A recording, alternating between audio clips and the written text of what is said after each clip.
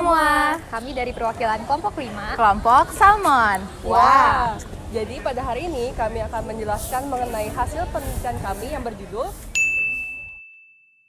Baiklah, untuk yang pertama kita masuki latar belakang penelitian. Jadi sebagaimana kita ketahui bahwa Indonesia itu memiliki banyak sekali keragaman budaya, termasuk keragaman kepercayaan terhadap hal mistis, gaib dan segala macamnya. Nah, untuk penelitian kali ini kita spesifiknya untuk mengambil santet. Apa itu santet? Jadi santet itu adalah suatu upaya untuk menyakiti orang lain yang bisa menggunakan media tertentu, misalnya foto, rambut, ataupun boneka. Dan tujuannya adalah untuk menyakiti orang lain yang bisa menyebabkan orang cacat atau bahkan meninggal dunia. Nah, kenapa hal ini penting untuk dikaji? Karena meskipun hal ini dinilai merugikan karena merupakan kejahatan, tapi sebenarnya di masyarakat tertentu hal ini masih langgeng gitu ya, karena dianggap sebagai suatu budaya. Nah, oleh karena itu pada penelitian kali ini kita akan mengkaji, menganalisis santet ini sebagai bentuk kejahatan dan juga budaya yang menggunakan teori cultural criminology yang digunakan untuk mengeksplorasi konvergensi proses budaya dan kejahatan di kehidupan sosial.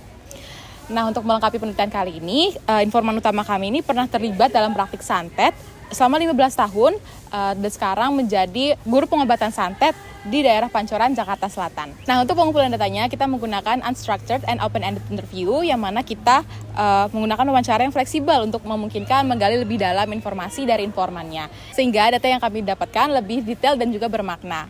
Kemudian untuk analisisnya kita menggunakan analisis tematik yang dilanjutkan dengan interpretasi kata kunci, kode, dan tema untuk mengembangkan model konseptual. Nah, untuk penelitian kali ini kita bertemu dengan 4 informan yang mana yang pertamanya adalah mantan dukun santet dan sekarang bekerja sebagai guru pengobatan santet, sedangkan 3 diantaranya adalah murid dari guru pengobatan santet tersebut. Dan berikut adalah matriks dari perbedaan masing-masing informan. Nah, sekarang kita masuk ke gambaran fenomena hasil penelitian kita. Yang pertama, kenapa seorang dukun itu melakukan santet? Ternyata berdasarkan hasil wawancara kami menemukan bahwa alasan seorang dukun mempelajari santet adalah karena mereka memiliki rasa sakit hati, ingin membalas dendam, atau ingin mendapatkan harta. Kemudian untuk media dan metode praktik santet ini beragam, yang mana medianya itu berdasarkan petunjuk dari gaib, yaitu jin kafir, ditentukan sesuai dengan keinginan pasiennya. Nah, sekarang dampaknya itu bisa beragam, bisa ke korban dari santet itu sendiri atau bahkan ke dukun santetnya itu sendiri. Jadi bervariasi dampaknya dari cacat hingga kematian. Dan ada bahasa juga yang biasa mereka gunakan yang mana bendera kuning artinya mati dan setengah tiang artinya setengah mati atau cacat.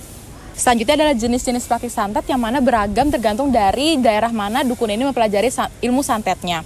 Ada juga yang bisa jarak dekat ataupun jarak jauh dari lintas negara. Selanjutnya bicara soal daerah, ternyata setiap daerah di Indonesia itu memiliki ilmu santetnya sendiri. Kemudian praktik santet ini umumnya dilaksanakan oleh satu orang dukunnya itu sendiri, tapi bisa juga dilakukan oleh kelompok, di mana anggota yang lain akan membantu untuk mencarikan media atau bahan untuk metode santet ini sendiri. Nah, selanjutnya untuk tujuan praktik santet ini ada yang santet ringan dan ada juga santet berat. Santet ringan itu tujuannya untuk mengirim peringatan. Kemudian ada juga santet berat yang mana bisa bertahun-tahun lama santetnya, bahkan sampai korban meninggal dunia. Kemudian seperti yang saya sampaikan sebelumnya, dukun santet ini juga bisa menerima resiko dari praktik santet itu sendiri. Misalnya dukun santet ini kurang memiliki ilmu yang kuat, maka ilmu santetnya akan kembali lagi ke dirinya. Selanjutnya kita juga menanyakan bagaimana praktik santet ini bisa dipelajari tahapannya. Nyata ada berbagai ritual yang harus mereka amalkan dan juga ibadah yang mereka harus jalani. Dan yang terakhir bisa juga dipelajari dengan membuat perjanjian dengan jin itu. Dari sisi hukum, santet ini sulit dibuktikan secara hukum meskipun sudah ada pasal yang mengaturnya. Adapun alasannya adalah karena buktinya ini bersifat gaib dan tidak dapat terlihat secara fisik. Sedangkan dari sisi budaya dan masyarakat, untuk informan kami sendiri tidak mendapat penolakan dari masyarakat di sekitarnya karena umumnya beliau memberikan ritual pengobatan santet itu secara gratis kepada orang sekitarnya. Dan yang terakhir, santet sebagai kejahatan, yang mana keempat informan kami menyatakan bahwa santet pada dasarnya adalah suatu tindakan kejahatan karena merugikan orang lain. Namun, salah satu dari informan kami juga menyampaikan bahwa ada kegunaan dari santet itu sendiri, yang mana untuk memberikan peringatan agar orang tersebut bertobat. Lalu, pada artikel yang ditulis oleh Ismail dan kawan-kawan tahun 2014 dijelaskan bahwa dukun akan membacakan suatu mantra, di mana dalam mantra tersebut mengandung nama jin atau setan, dan juga dukun akan melakukan beberapa ritual yang memerlukan pengorbanan seperti darah ataupun tubuh manusia yang juga disertai dengan objek. Hal ini sesuai dengan hasil temuan penelitian kami bahwa menurut informan kami, santet akan selalu berhubungan dengan mantra, di mana mantra yang diucapkan dapat berupa bahasa daerah ataupun dengan campuran bahasa Indonesia. Kemudian mantra ini akan diucapkan pada media yang dapat berupa foto, hewan, dan lain-lain yang akan menimbulkan efek bagi korban sesuai dengan niat pelaku. Lalu, pada artikel yang ditulis oleh Fitriana dan Alam tahun 2023 dijelaskan bahwa praktik santet ini seringkali melibatkan penipuan dan hal ini juga dapat dipidanakan. Hal ini sesuai juga dengan temuan penelitian kami bahwa menurut salah satu informan kami, praktik santet memang sering terjadi penipuan. Salah satunya adalah dengan foto ini, di mana pada foto tersebut merupakan trik telur. Jadi pasien yang akan melakukan pengobatan santet akan diminta untuk membawa sebuah telur. Dan ketika pasien tersebut sedang ke toilet untuk wudhu dan lain sebagainya, telur yang dibawa pasien akan ditukarkan oleh dukun yang telah disiapkan oleh dukun tersebut. Kemudian ketika dipecahkan, telur tersebut akan berisi rambut, paku-pakuan, dan lain sebagainya. Hal ini seolah-olah santet yang dimiliki dari pasien tersebut telah berpindah ke telur tersebut. Namun menurut informan kami, hal tersebut salah karena pengobatan santet hanya dapat dilakukan menggunakan ayat-ayat Allah seperti pada foto di sini. Next, kami mengidentifikasi 4 artikel jurnal yang membahas mengenai santet dari sisi budaya, tradisi, dan juga kepercayaan masyarakat. Beberapa poin yang kami dapatkan, yang pertama mengenai teori evolusi budaya. Teori ini menjelaskan bahwa perdukunan muncul sebagai sebuah respon terhadap ketidakpastian yang berada di luar kendali manusia. Kemudian, manusia bertahan dengan mengadaptasi praktik paranormal tersebut untuk memenuhi kebutuhan dunia modernnya. Dan yang terakhir, dukun tetap bertahan sebagai sebuah mekanisme kontrol sosial. Hal ini sesuai dengan hasil temuan penelitian kami bahwa sebuah proses penyembuhan santet tetap berkembang dan bertahan sampai sekarang sebagai sebuah antitesis dari praktik santet itu sendiri. Kemudian, ilmu gaib seringkali digunakan sebagai jalur alternatif ketika jalur yang umum digunakan sudah tidak dapat dilakukan. Berikutnya, pada artikel yang ditulis oleh Singh tahun 2018 disebutkan bahwa dukun harus mendapatkan kepercayaan masyarakat terkait kemampuannya melalui serangkaian ritual yang dilakukan. Hal ini juga sesuai dengan temuan penelitian kami bahwa salah satu informan kami melakukan 2 ritual. Yang pertama adalah ritual mandi kumkum dan juga ritual tapang gila. Selanjutnya, dari artikel yang ditulis oleh Sklehe tahun 2015 disebutkan bahwa paranormal kerap kali mengikuti perkembangan zaman melalui media sosial sebagai representasi dirinya. Hal ini juga sesuai dengan temuan penelitian kami bahwa salah satu informan kami memiliki media sosial seperti YouTube dan juga Instagram. Dan pada media sosial ini kami menemukan beberapa komentar dari publik terkait praktik paranormal tersebut dan ada pihak yang menyetujui dan juga menolak dengan menganggap bahwa praktik ini adalah pembohongan. Nah, karena dari artikel yang ditulis oleh Sklehe 2015 ini tidak membahas mengenai pelabelan publik, akhirnya kami menggunakan konsep culture as crime yang dapat menjelaskan bahwa pelabelan publik terhadap paranormal melalui media sosial adalah kriminalisasi terhadap produsen budaya melalui media sosial ataupun saluran hukum.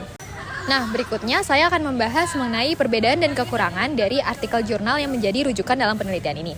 Yang pertama, dari artikel yang ditulis oleh Jati dan Endri tahun 2020 dijelaskan bahwa untuk menghentikan praktik santet harus menggunakan metode secara penal dan juga non-penal. Oleh karena itu, perlu pelibatan pihak-pihak lain seperti kepolisian, tokoh masyarakat, dan juga pemuka agama. Nah, hal ini menjadi kekurangan dalam penelitian ini karena kami hanya berfokus pada fenomena yang terjadi pada kelompok paranormal X. Kemudian pada artikel yang ditulis oleh Rozikin dan kawan-kawan tahun 2023 dijelaskan bahwa suatu lingkungan dapat mempengaruhi pengambilan keputusan seseorang terkait pengobatan paranormal. Nah, hal ini juga menjadi kekurangan dalam penelitian kami karena kami tidak mendapatkan informan yang merupakan pasien dari pengobatan santet atau informan yang pernah menggunakan jasa santet. Kemudian kita memasuki analisis menggunakan teori cultural criminology atau disebut sebagai kriminologi budaya, di mana kriminologi budaya melihat kejahatan sebagai konstruksi sosial yang dinamis, yang mana makna dan identitasnya dibentuk antara individu, budaya, dan media, berdasarkan pendapat Farrell 1999. Kemudian memasuki konstruksi sosial, di sini terdapat penambahan unsur yang dapat dipidana dalam KUHP baru yaitu pasal 292 UU nomor 1 tahun 2023, di mana UU ini termasuk dinamika konstruksi sosial. Kemudian konstruksi budaya berdasarkan pengalaman.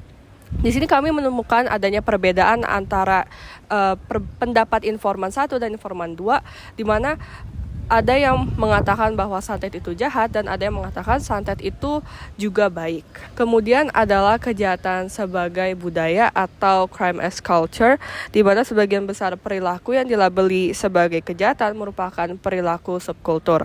Di sini bisa melalui penggunaan bacaan atau mantra dari bahasa daerah yang disebut sebagai ilmu leluhur. Kemudian di sini ada ritual seperti berendam, berpuasa, pengalaman satu amalan, dan sebagainya. Selanjutnya kita memasuki subkultur komunitas, di mana guru dari kelompok paranormal ini membangun sebuah layanan spiritual dan membina 500 anak yatim, di mana mereka ini memiliki identitas kolektif melalui kesamaan gaya bahasa, kemudian ada kesamaan kepercayaan agama, dan konsep edge work dan adrenaline rush. Di mana konsep edge work ini merupakan adanya risiko-risiko yang harus dilalui oleh kelompok paranormal ini seperti tidur larut malam, dan untuk adrenaline rush ini adalah adanya motivasi untuk melakukan praktik santet seperti motivasi finansial.